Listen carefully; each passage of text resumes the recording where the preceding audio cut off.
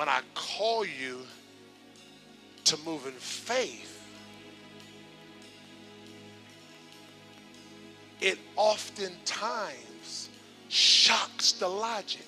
Notice now, because I've called you to use some logic, but watch this now. But in my system, when it's time to walk in faith, it can't feel like logic.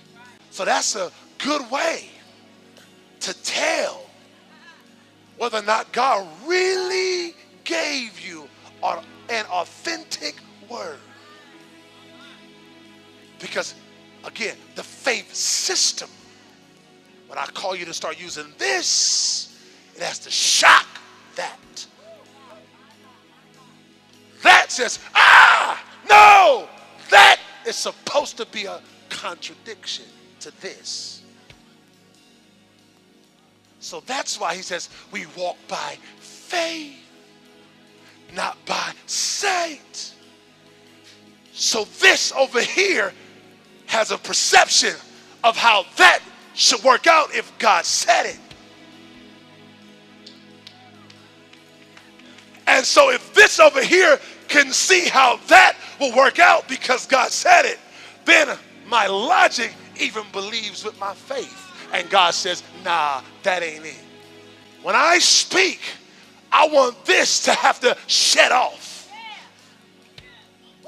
Because when you start walking in that, now you become all spirit. Your logic is perception, like a light.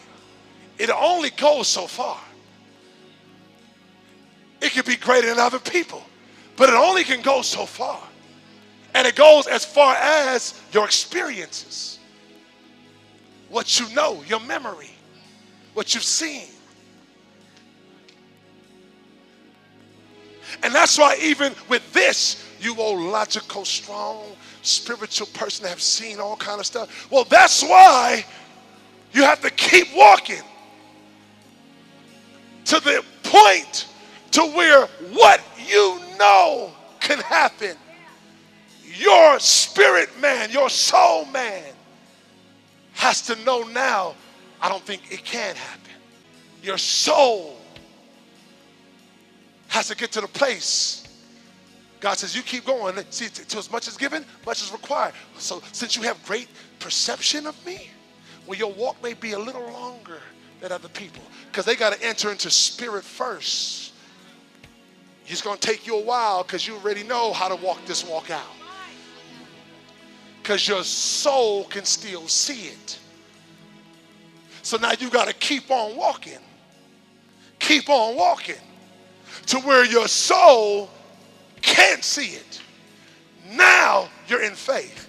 Now your flesh suit becomes a contradiction to the thing that you have to believe. And God says, I'll birth it in that dimension.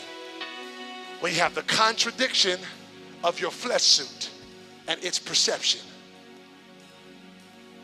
But yet you still hold on to what I have said. And what I have said is still holding you up way out there. And God said, now you're birthing it in faith. Now you experience the contradiction, not even of, watch this, external forces, but of internal forces. And God says, that's enough right there. That I see you now in a place where nothing's going to shake you from what I've already said that I'll do. You still yet believe? It's over. You can have it.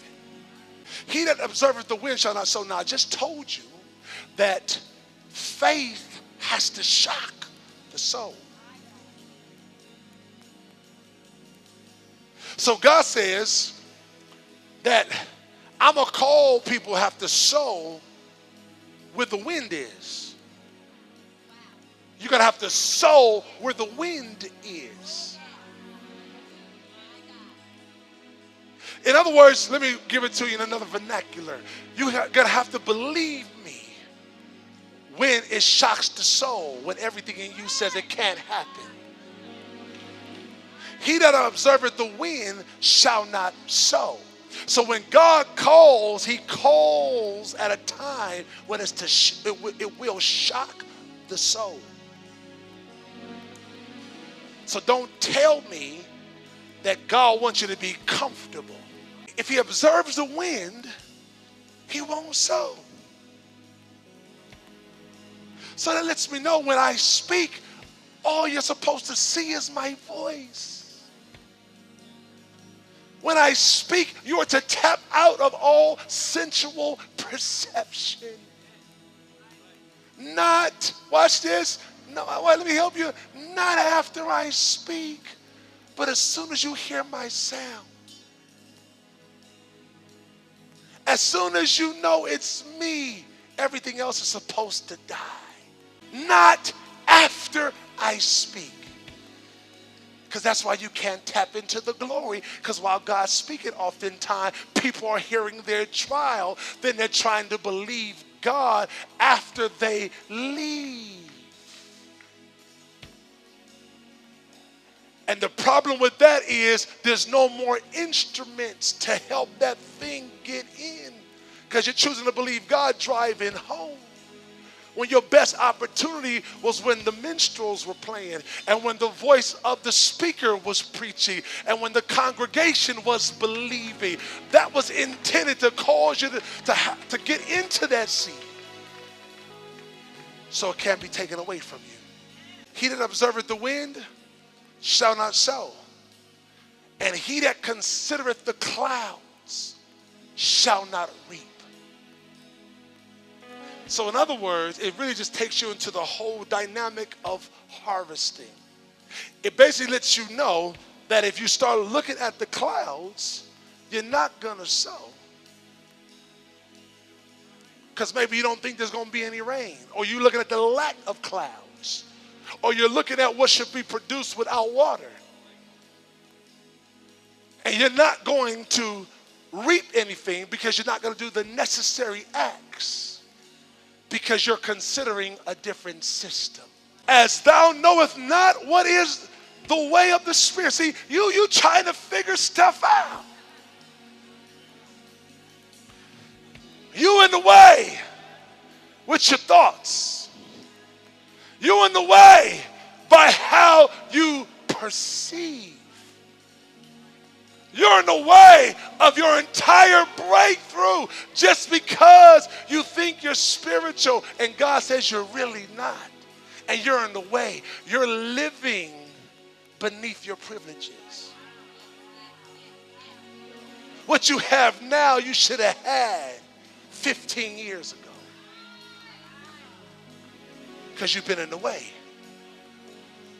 And he says, thou know not what is the way of the Spirit. Just like how the bones grow in a mother's womb. Even so, thou knowest not the works of God who maketh all. Next verse. God's just putting you in your place. You don't know me. You don't know what I'm doing. He says, in the morning sow thy seed. Watch this. And then watch it. That means in the good day sow thy seed. And in the evening withhold not thy hand. In other words, when it looks bad, sow thy seed. Whether you talk about money or believe in God for anything, sow thy seed. God said, check out of that system and get into my system. Thou knowest not whether shall prosper. You don't know if you're going to prosper. You don't know what's really going on here. Watch this. He says either this or that. In other words, you don't know. Watch the revelation. You don't know that if you would have sowed in the evening, it was going to cause your prosperity. Either this in the morning or that in the evening. You don't know from which one that I'll cause you to prosper. Because he says you don't know me.